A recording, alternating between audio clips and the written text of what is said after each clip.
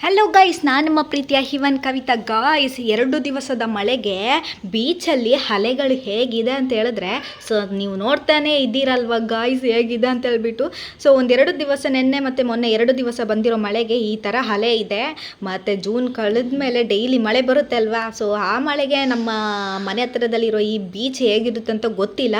So ನೋಡೋಣ guys, ಅಷ್ಟು ಜೋರು ಮಳೆ ಬಂದ ಟೈಮಲ್ಲಿ ಹೇಗಿರುತ್ತೆ ಅಂತ ನನಗೆ ತೋರ್ಸೋಕ್ಕಾದರೆ ಖಂಡಿತವಾಗ್ಲೂ ಒಂದು ವ್ಲಾಗ್ ಮಾಡಿ ನಾನು ನಿಮಗೆ ತೋರಿಸ್ತೀನಿ. ಹಾಗೆಯೇ ಮೊಮ್ಮಸ್ ಮಾಡ್ತಾಯಿದ್ರು ಗಾಯ್ಸ್. ಹಾಗೆಯೇ ನಾನು ಸ್ಟೀನ್ ಮತ್ತು ಫ್ರೈ ಇತ್ತು. ಸೊ ನನಗೆ ಫ್ರೈ ಅಂದರೆ ತುಂಬ ಇಷ್ಟ. ಸೊ ಹಾಗಾಗಿ ನಾನು ಸ್ಟೀನಿಗಿಂತ ಫ್ರೈ ತಗೊಂಡು ಎಂತ ಹೇಳ್ತಾರೆ, ಫ್ರೈ ಮೊಮ್ಮಸ್ ತಿಂತಾಯಿದ್ದೀನಿ.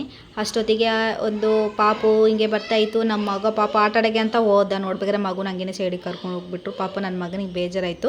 ಸೊ ಇದೊಂದು ವಿಡಿಯೋ ಏನಪ್ಪ ಅಂತ ಹೇಳಿದ್ರೆ, ನನ್ನ ತಂಗಿ 1 ವಾರ ಮುಂಚೆ ನಮ್ಮ ಮನೇಲೆ ಇದ್ಲಲ್ವ. ಸೊ ಇವಾಗ ನಾವು ಅವಳನ್ನ ಕೊಡಗಿಗೆ ಕರ್ಕೊಂಡು ಹೋಗಿ ಬಿಟ್ಟಿದ್ವಿ. ಯಾಕಂತ ಹೇಳಿದ್ರೆ ಸ್ಕೂಲ್ ಸ್ಟಾರ್ಟ್ ಆಯ್ತಲ್ವ. ಸೊ ಆವಾಗ ನಾವು ಬೀಚಿಗೆ ಅವಳನ್ನ ಕರ್ಕೊಂಡು ಬಂದ್ವಿ. ಸೊ ಅದೊಂದು ಮೂಮೆಂಟ್ ಅಂದರೆ, ಅವಳು ಹೋದ್ಮೇಲೆ ನಾವು ಇವತ್ತು ಫಸ್ಟ್ ಬೀಚಿಗೆ ಬಂದಿರೋದು. ಆವಾಗ ನನಗೆ ಅವಳನ್ನ ಸಡನ್ನು ಯೋಚನೆ ಆಯಿತು, ನನ್ನ ತಂಗಿಯೆಲ್ಲ ಬಂದಿದ್ಲು, ಅದೊಂದು ವ್ಲಾಗ್ ಮಾಡಬೇಕಿತ್ತು, ವ್ಲಾಗ್ ಎಡಿಟಿಂಗ್ ಮಾಡೋಕ್ಕಾಗಿಲ್ಲ ಅಂತ ಹೇಳ್ಬಿಟ್ಟು. ಅದಕ್ಕೆ ಈ ವ್ಲಾಗ್ ಜೊತೆ ಸ್ವಲ್ಪ ಲಾಂಗ್ ಆಗಿರಲಿ ವ್ಲಾಗ್ ಅಂತೇಳ್ಬಿಟ್ಟು, ನನ್ನ ತಂಗಿ ಎಲ್ಲ ಇರಬೇಕಾದ್ರೆ ನಾನು ಬೀಚಿಗೆ ಬಂದಾಗ ನಾನು ವೀಡಿಯೋಸ್ ಮಾಡ್ಕೊಂಡಿದ್ದೆಲ್ಲ, ಹಾಗೆಯೇ ಅದನ್ನು ಸೇರಿಸಿ ಇವತ್ತೊಂದು ವ್ಲಾಗ್ ಮಾಡಿದ್ದೀನಿ ಗೈಸ್.